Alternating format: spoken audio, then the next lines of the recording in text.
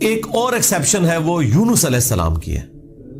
ان کے کیس میں تو اللہ تعالیٰ نے بالکل ڈیفرنٹ ایک فیصلہ فرمایا کہ یونس علیہ السلام کی قوم نے جب عذاب کے آثار دیکھے تو انہوں نے توبہ کی اور اللہ تعالیٰ نے ان سب کا ایمان قبول کر لیا. اور وہ قرآن میں آتا ہے کہ 1,00,000 سے بھی زیادہ لوگ تھے جو سارے کے سارے ایک دن میں مسلمان ہو گئے. یعنی یونس علیہ السلام کی سال ہر سال کی تبلیغ نے کوئی اثر نہیں دکھایا. جب عذاب کے آثار نظر آئے تو انہوں نے ایمان قبول کر لیا. یہ صرف یونس علیہ السلام کی قوم نہیں، باقی قوموں کے بارے میں بھی سورۃ الانبیاء میں آیا کہ جب کبھی بھی رسولوں کے مخالفین پر عذاب آتا تھا تو مخالفین اس عذاب کے وقت پھر چیخیں مارتے تھے اور کہتے تھے کہ یا اللہ ہمیں ایک دفعہ چھوڑ دے، اب ہم تیرے نبی کو مانیں گے. سب سے بڑا خبیث فرعون، اس کے بارے میں قرآن میں سورہ یونس میں ہی ہم پڑھ چکے ہیں کہ اس نے بھی موت کے وقت کہا تھا کہ میں ایمان لاتا ہوں موسیٰ علیہ السلام کے رب پر، بنو اسرائیل کے رب پر. اور پھر اللہ تعالیٰ نے جواب میں فرمایا آن، اس وقت اب ایمان لے کر آیا، اس وقت ایمان لانا تجھے کوئی فائدہ نہیں دے گا. جو جامعہ ترمذی میں بھی حدیث ہے کہ موت کے غرغرے سے پہلے پہلے توبہ قبول ہے. یہ جو موت کا غرغرہ ہے نا، یہ امتوں کے کیسز میں عذاب کے آثار کا سامنے نظر آنا ہے. وہ پوری قوم کے لیے موت کے غرغرے کا وقت ہے، اگرچہ وہ ان پہ نظر نہیں آئی ہے لیکن وہ اللہ کا فیصلہ ہو چکا ہے. وہ اب انہوں نے کنفرم مرنا ہی مرنا ہے.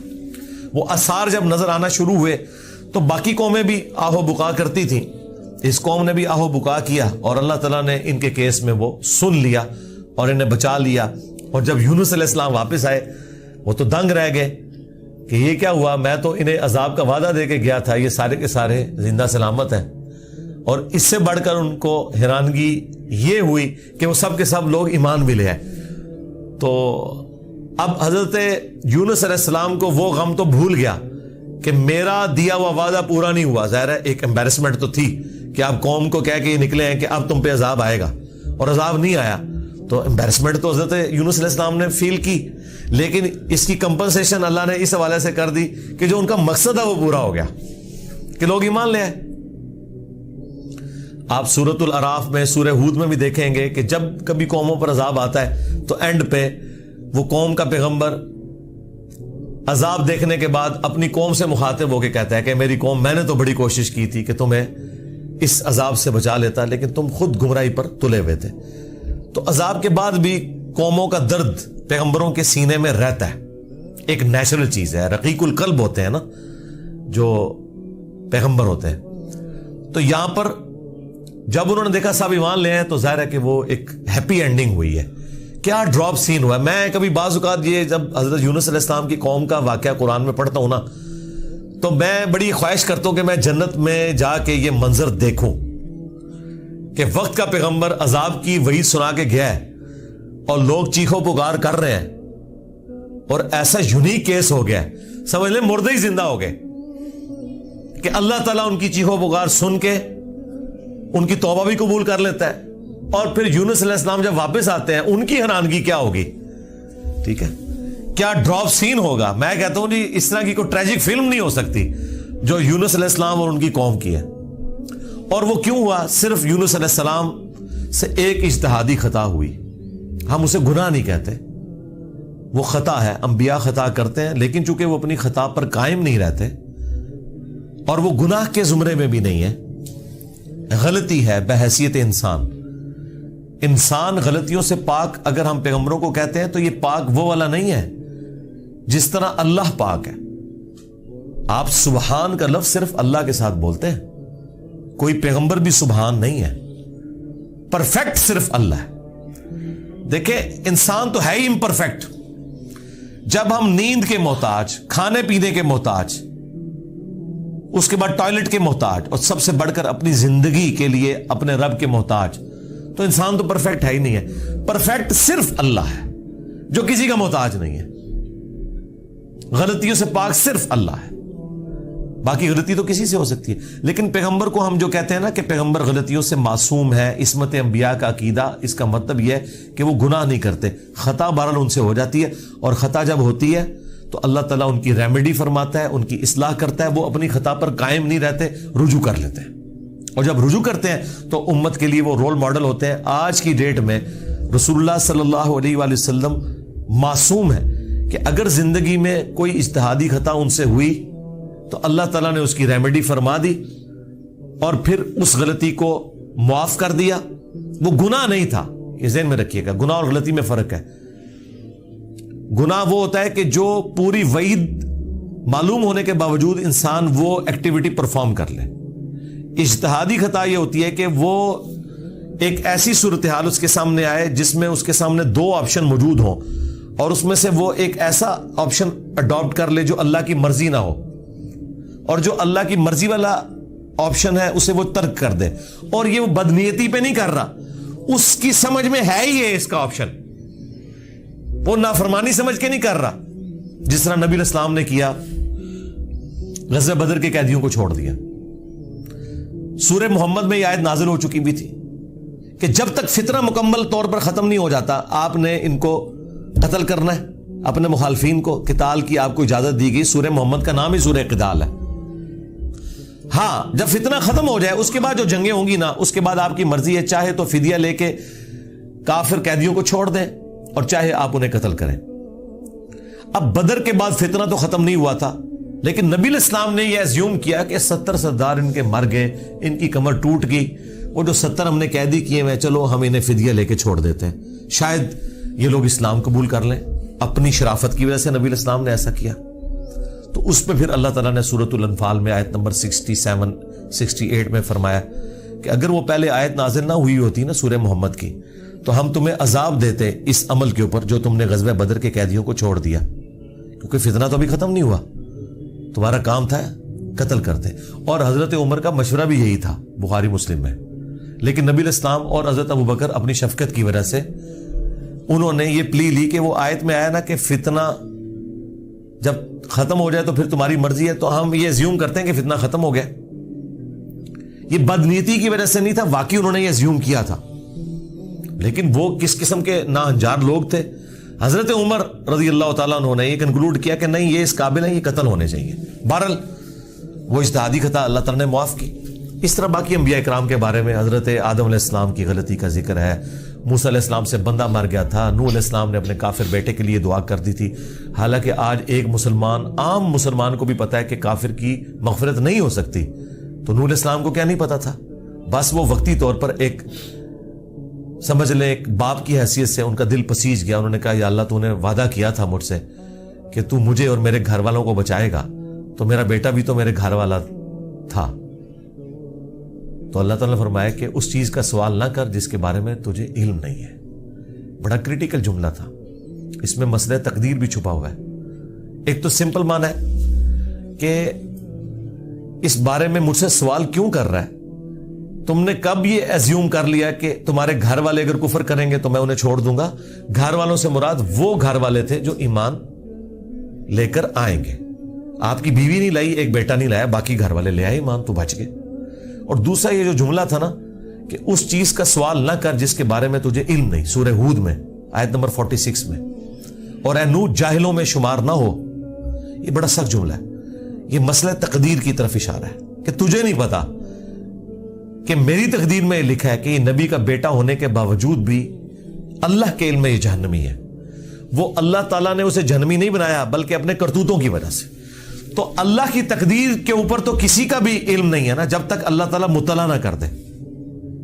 یہ بہت کریٹیکل ایشو ہے, اس لیے میں نے الگ سے ایک ویڈیو اس پہ ریکارڈ کروائی ہے. عصمت انبیاء کا عقیدہ, اس کا ٹائٹل ہے انبیاء گناہ نہیں کرتے. یہ ہمیں جو عصمت انبیاء کا عقیدہ بتایا گیا وہ یہ ہے کہ نعوذ باللہ انبیاء کے اندر گناہ کرنے کی حصی نہیں ہوتی. یعنی انبیاء کرام جو ہے ان کے ساتھ وہ کمزوریاں بشری اٹیچ نہیں ہیں جو باقی انسانوں کے ساتھ اٹیچ ہیں. اگر یہ بات ہوتی تو انبیاء کی فضیلت ہی نہ ہوتی. انبیاء کی فضیلت ہے ہی اس وجہ سے کہ وہ بشری کمزوریوں پر اوور کم کرتے ہوئے اللہ کے خوف کی وجہ سے گناہوں سے بچ جاتے ہیں.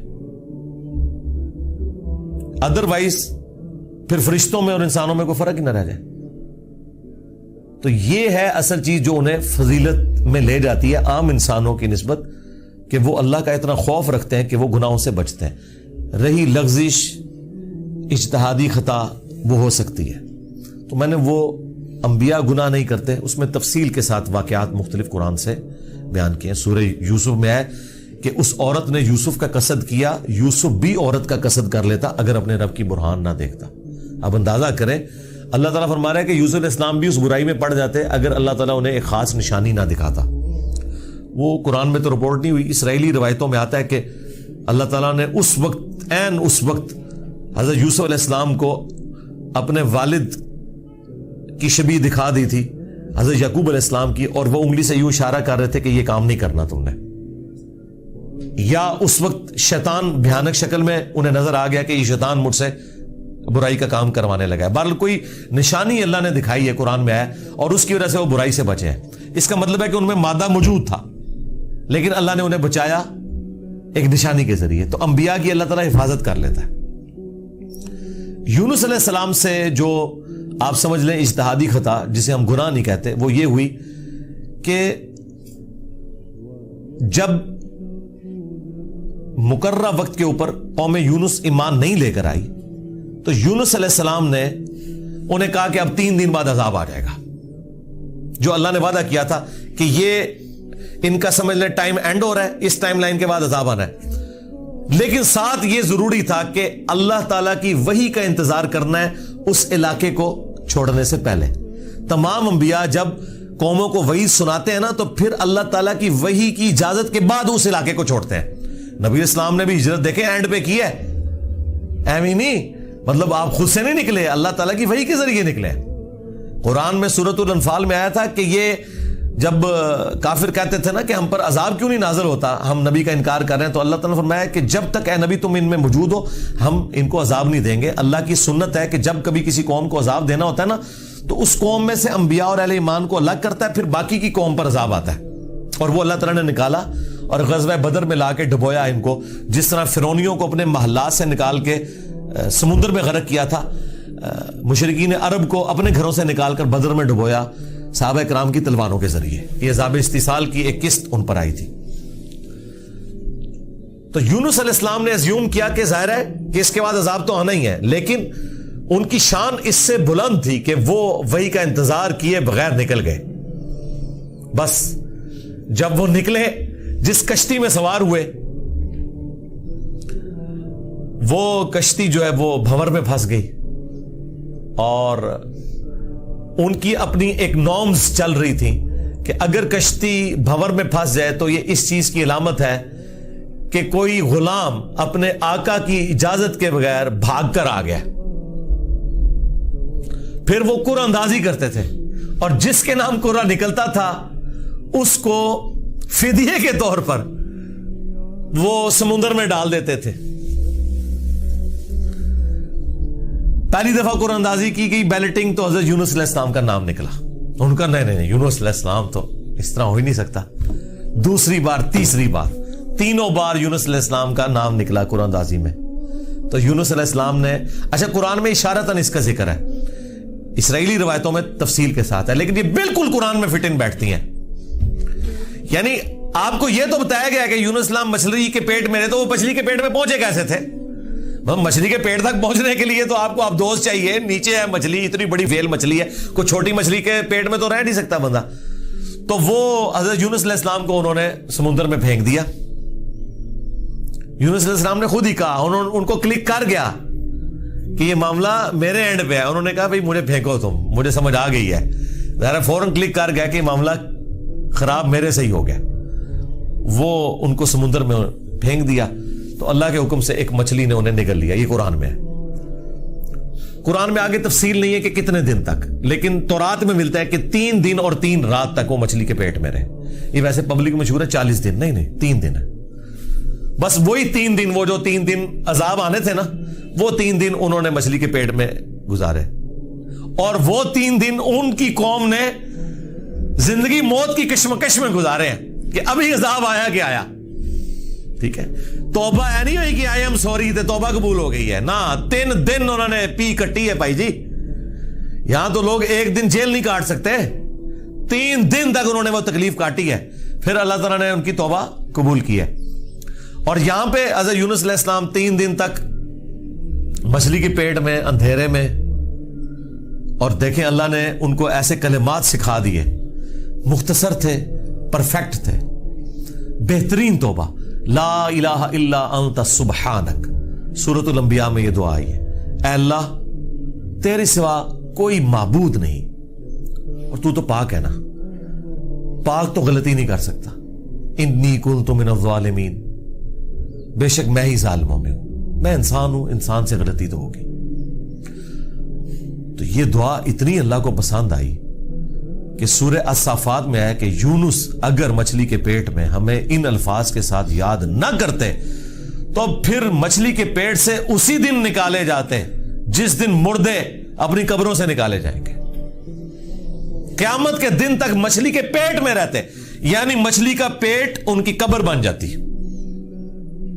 اتنا غصہ ایک جملے نے ٹھنڈا کر دیا، اور ساتھ اللہ نے فرمایا کذالک ننجی المؤمنین، ہم اہل ایمان کو اسی طریقے سے نجات دیں گے، یعنی جو بھی یونس والے طریقے سے ہماری طرف متوجہ ہوا اسے بھی ہم نجات دیں گے۔ یہ دعا ہمیں اتنی پسند ہے کہ جو ان الفاظ کے ساتھ ہم سے معافی مانگے گا ہم اسے بھی نجات دیں گے۔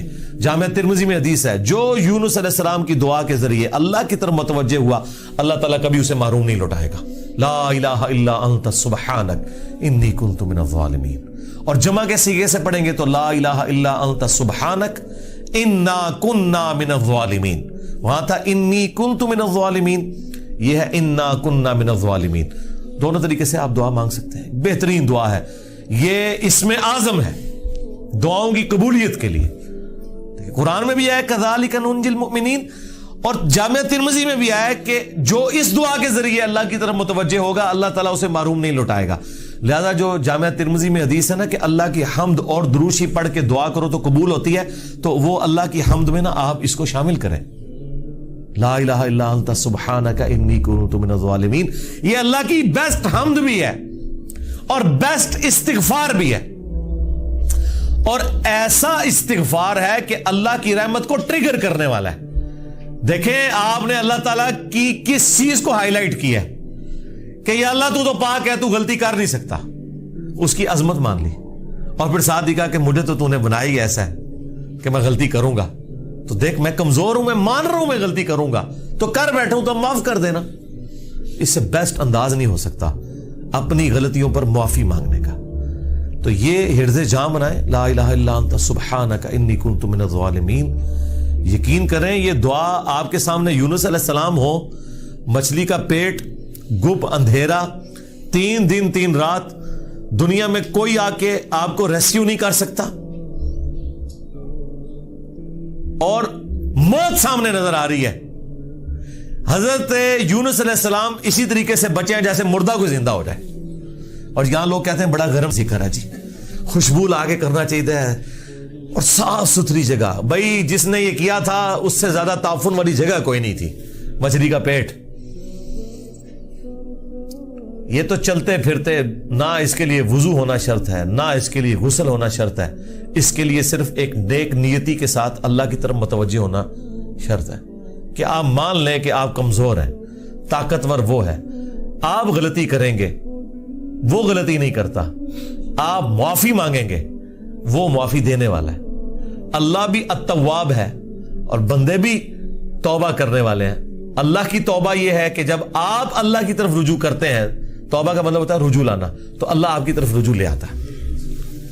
جو بخاری مسلم میں حدیث ہے کہ جو شخص توبہ کر کے اللہ کی طرف رجوع لاتا ہے تو اللہ کو اس شخص سے زیادہ خوشی ہوتی ہے کہ جو اکیلا ریگستان میں ہو، اچانک اس کی سواری غائب ہو جائے اور وہ اپنی موت کا انتظار کرنا شروع کر دے، اور پھر تھوڑی دیر بعد وہ سواری واپس آ جائے جس پہ اس کا سامان لدا ہوا ہے، اسے نئی زندگی ملے، اور وہ اتنا خوش ہو کہ اس کی زبان سے نکل جائے اے اللہ تو میرا بندہ میں تیرا رب، من شدت الفرح، خوشی کی شدت کی وجہ سے، حالانکہ اس نے یہ کہنا تھا کہ اے اللہ میں تیرا بندہ تو میرا رب۔ اس سے زیادہ اللہ تعالیٰ کو خوشی ہوتی ہے جو بندہ رجوع لے آتا ہے۔ تو یونس علیہ السلام کی دعاؤں کو آپ اپنے استغفار میں، اپنی صبح و شام کے اذکار میں، ہر جگہ اپنے تشہد کے اندر اس دعا کو پڑھا کریں۔ یہ بڑے بڑے مشکلوں کو آسان کر دیتی ہے۔ یار آپ دیکھیں ایک بندے کو اپنی موت سامنے نظر آ رہی ہے اور اس موت میں سے اسے زندگی مل جائے، بس جب آپ نا امیدی کے اینڈ پر پہنچے ہوں اور آپ کو کوئی امید نظر نہ آئے تو آپ یہ پڑھیں لا الہ الا انت سبحانک انی کنت من الظالمین. انشاءاللہ تعالی اللہ تعالی اس مشکل میں بھی کوئی نہ کوئی ایسی راہ نکال دے گا جو آپ نے گمان بھی نہیں کبھی کی ہوگی. بہرحال وہ 3 دن اور 3 رات کے بعد یونس علیہ السلام کو مچھلی نے ساحل پر ڈال دیا. اب ان کا جسم کافی ڈیمیج ہو چکا ہوا تھا. قرآن میں آیا کہ ان کے لیے اللہ تعالیٰ نے کدو کی بیل اگا دی جو ان کے اوپر سایہ کی ہوئی تھی, کیونکہ بالکل لاغر ہوئے تھے وہ, اور پھر دھوپ سے بچاؤ کے لیے وہ بیل بھی ان کو چاہیے تھی. پھر سسٹین ہوئے, جب واپس اپنی قوم میں آئے تو دیکھا کہ جناب سارے رفع دین نمازاں پڑھ رہے تھے. انہوں نے کہا پوری زندگی بخاری مسلم دی حدیثاں دکھائیاں, انہیں رفع دین نہیں شروع کیتا, اچانک کیا ہو گیا ہے؟ یعنی وہ سارے کے سارے مان لیں. یہ میں آج کے دور میں ٹرانسلیٹ کر رہا ہوں. پھر کہنے کے کتنے لکھے ہیں سرکار, دیکھیں اللہ تعالیٰ ہر دور میں اپنے بندے بھیجتا ہے جو اس دور کی لینگویج میں ان کو وہ بات سمجھاتے ہیں. تو انہوں نے دیکھا بھی انقلاب یہ کہاں سے آ گیا, سارے اونچی آمین کہہ رہے ہیں, سارے رفع الیدین سے نماز پڑھ رہے ہیں, سارے نے جڑے اپنی شلوانہ جھونگ لیاں نے, کیا ہو گیا؟ تو پتہ چلا کہ جناب اللہ تعالیٰ نے معاف کر دیا ان کو. اور یہ ایک ایسا ایکسیپشنل واقعہ ہے جو اللہ تعالیٰ کی پوری بنائے ہوئے پلان کے اندر, پوری ڈیسٹنی میں, پوری انسانی تاریخ میں اور کسی کے لیے نہیں ہوا. اس خاص واقعے کی وجہ سے ہی اس سورت کا نام سورہ یونس ہے. اگرچہ یونس علیہ السلام کا ذکر آپ نے دیکھ لیا, بس یہ اتنا صحیح آ رہا ہے. یہ باقی پورے واقعات قرآن میں سکیٹرڈ فارم میں ہے. سورہ ہود سے میں نے بیان کیا, سورۃ الاعراف, باقی سورتوں سے جوڑ کے آپ کو ایک جگہ پوری پکچر بتائی ہے.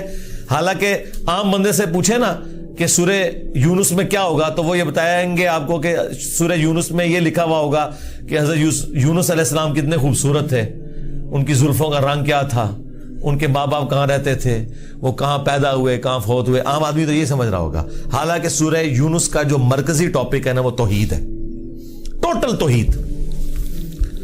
اور اس میں حضرت یونس علیہ السلام بھی فٹ ان بیٹھ رہے ہیں. کیوں؟ توحید کا مطلب یہ ہے کہ ہوگا وہ جو اللہ چاہے گا, اور اللہ چاہے تو اپنا بنایا ہوا قانون بھی توڑ سکتا ہے. اللہ اپنے قانون کا بھی کوئی پابند نہیں ہے, لیکن یہ دنیا کے اعتبار سے, آخرت کے لیے نہیں. آخرت کے لیے اللہ نے قرآن میں یہ بتایا کہ میں اپنے وعدے کے خلاف نہیں چلوں گا. آخرت اللہ کا قانون نہیں ہے, وعدہ ہے. اور اگر اللہ وعدہ توڑتا ہے نا تو وہ اللہ نہیں رہتا, کیونکہ جو وعدہ پورا نہ کرے وہ جھوٹا ہوتا ہے, اور جھوٹ اللہ کی طرف منسوب نہیں. لیکن دنیا میں اللہ تعالیٰ اپنے بنائے ہوئے قوانین توڑ دیتا ہے. وہ اللہ کے کوئی وعدے نہیں ہے. اللہ کا قانون ہے کہ آگ جلائے گی, ابراہیم کو نہیں جلایا, تو اللہ تعالیٰ کو اس سے کوئی فرق نہیں پڑتا. یہ اللہ کا کوئی وعدہ نہیں تھا. چھری کاٹتی ہے, اسماعیل علیہ السلام کو نہیں کاٹا, یہ اللہ کا قانون ٹوٹا. سمندر میں انسان غرق ہو جاتا ہے, موسیٰ علیہ السلام کے لیے راستہ بن گیا, یہ اللہ کا قانون ٹوٹا معجزے کے طور پر. آخرت میں کوئی قانون نہیں ٹوٹے گا. جو مواہد دنیا سے گیا, اللہ کا تابع فرمان, پیغمبروں کا مطیع, پھر اس پہ تقدیر غالب نہیں آئے گی کہ نہیں جی اے تیری میں ایک گل سنبھال کے رکھی ہے, دادا تو زیرو نل ملٹیپلائی ہو گیا. نہیں, وہاں بھائی نیکیاں تولی جائیں گی. چاہے گناہوں کے پلڑے میں بڑے سے بڑا گناہ بھی آ گیا شرک کے سوا, اور نیکیاں بھاری ہو گئی, تو اللہ تعالیٰ کسی کو یہ کہے گا کہ بھی نہیں کہ بالکل دوتے اے زیرو زیرو ہی بچے ہیں. نہیں, بس یہ میرا وعدہ ہے کہ میں بچا لوں گا. بلکہ اللہ کی تو رحمت اس سے بھی زیادہ ہے. وہ تو اپنے پیغمبر کی شفاعت سے جن کے نیکیوں کے پلڑے ہلکے بھی ہو جائیں گے ان کی بھی کمپنسیشن فرما دے گا, اگر وہ شرک نہ کرتے ہوئے. انشاءاللہ تعالی ہمیں تو اللہ تعالیٰ بغیر حساب و کتاب کی جنت میں داخلہ عطا فرمائے. آمین. مع النبیین والصدیقین والشہداء والصالحین. آمین. بہرحال یونس علیہ السلام جب واپس آئے, انہوں نے یہ ساری بہاریں دیکھی تو ظاہر ہے کہ خوشی خوشی انہوں نے اس کو ایکسیپٹ کیا, اور اللہ تعالیٰ نے پھر اس کو قیامت تک کے لیے قرآن میں نقل کر دیا. اب یہ وہ الفاظ, اب یہ پورے واقعات آپ کے سامنے ہو تو اب آپ اس کا ٹیسٹ فیل کریں. اعوذ باللہ من الشیطان الرجیم, بسم اللہ الرحمن الرحیم. فلولا كانت قرية آمنت فنفعها ایمانها, پس کیوں ایسا نہ ہوا کہ کوئی بستی ایمان لائی ہو تو اس کو ایمان لانا نفع دے دیتا. یہ کبھی ہوا ہی نہیں ایسا. الا قوم یونس, سوائے قوم یونس کے. کہ یونس علیہ السلام کی اجتہادی خطا جو ڈیبٹ تھی وہ کریڈٹ بن گئی ان کے امت کے حق میں، کہ چونکہ ان کے وقت کے پیغمبر نے اللہ کی وحی کے انتظار کے بغیر وہ جگہ چھوڑ دی تھی، اللہ نے اس کا بینیفٹ ان کی قوم کو دے دیا۔ لما آمنوا، جب وہ ایمان لے آئے، کشفنا عنہم عذاب الخزی فی الحیات الدنیا، تو ہم نے دور کر دیا ان سے، کھول دیا دنیا کی زندگی کی رسوائی کا عذاب، وَمَتَّعْنَاهُمْ إِلَىٰ حِينٍ، اور ہم نے انہیں دنیا میں لطف اندوز ہونے کے لیے ایک اور مدت فراہم کر دی۔ اللہم احسن عاقبتنا فی الامور کلہا واجرنا من خزی الدنیا وعذاب الآخرہ، آمین۔ تو یہاں پر وہ عذاب ہم نے ان سے دور کر دیا، یعنی وہ عذاب آیا ہوا تھا، اس کے اثار نمایاں تھے، پھر اللہ تعالیٰ نے وہ کھول دیا، وہ جس شکل میں بھی تھا، کوئی بادل آئے ہوئے تھے پھر کھول دیے۔ وَلَوْ شَاءَ رَبُّكَ لَآمَنَ مَنْ فِي الْأَرْضِ كُلُّهُمْ جَمِيعًا، اور اگر تمہارا رب چاہتا تو جتنے لوگ زمین میں آباد ہیں سب کے سب ہی مومن ہو جاتے۔ اس کا کیا مطلب ہے کہ اگر اللہ تعالیٰ زبردستی ہدایت دینا چاہتا، اس کا یہ مطلب نہیں ہے کہ اللہ تعالیٰ یہ چاہتا ہے کہ لوگ جہنم میں جائیں، یہ رسول اللہ کو سنگولر کے سیغے سے تسلی دی جا رہی ہے کہ اگر اللہ تعالیٰ نے زبردستی ایمان دینا ہوتا نا تو دے دیتا سب کو، لیکن اللہ تعالیٰ یہ چاہتا ہے کہ لوگ خود سے اپنی چوائس سے مجھے چوز کریں۔ افانت تکرہ الناس حتی یکونوا مؤمنین، تو اے نبی کیا آپ لوگوں کو مجبور کرنا چاہتے ہیں یہاں تک کہ وہ ایمان لے آئیں؟ یعنی آپ نے زبردستی نہیں کرنا۔ حضور ٹینشن ہی بڑی لیتے تھے کہ میں دعوت دے رہا ہوں لوگ قبول نہیں کر رہے، تو حضور کو کہا گیا آپ نے ٹینشن نہیں لینی، جنہوں نے جہنم میں جانا ہے جائیں۔ سورۃ البقرہ میں آیا کہ ہم آپ سے نہیں پوچھیں گے لوگ جہنم میں کیوں پہنچ گئے۔ سورہ طٰہٰ میں آیا کہ ہم نے قرآن اس لیے نازل نہیں کیا کہ آپ مشقت میں پڑ جائیں۔ ما انزلنا علیک القرآن لتشقى الا تذکرۃ لمن یخشی، یہ اس کے لیے ہے جو اللہ کی دھمکی سے ڈر جائے۔ وما كان لنفس ان تؤمن الا باذن اللہ، اور کسی جان کے لیے یہ ممکن ہی نہیں ہے کہ وہ ایمان لے آئے مگر اللہ کے اذن سے۔ مراد یہ کہ صرف کوشش بھی کوئی چیز نہیں ہے، اللہ کی طرف متوجہ بھی ہوں، تقدیر پلس کوشش دونوں مل کے کمپلیشن کی طرف جاتے ہیں۔ ربنا لا تزغ قلوبنا بعد اذ ہدیتنا وہب لنا من لدنک رحمہ انک انت الوہاب، آمین۔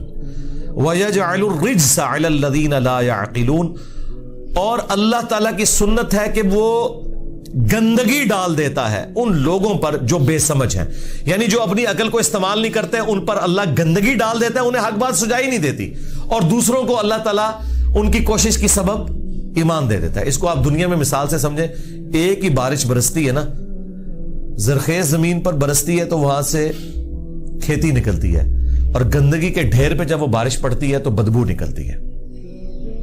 اس میں بارش کا قصور نہیں ہے، اس گندگی کے ڈھیر کا ہے۔ ایک شخص نے اپنے آپ کو خود گندگی کا ڈھیر بنا لیا کہ اس نے حق بات قبول نہیں کرنی، تو اس کا اینڈ رزلٹ یہی نکلنا ہے کہ اس سے آپ پورا قرآن گزار دیں، اسے کوئی فرق نہیں پڑے گا۔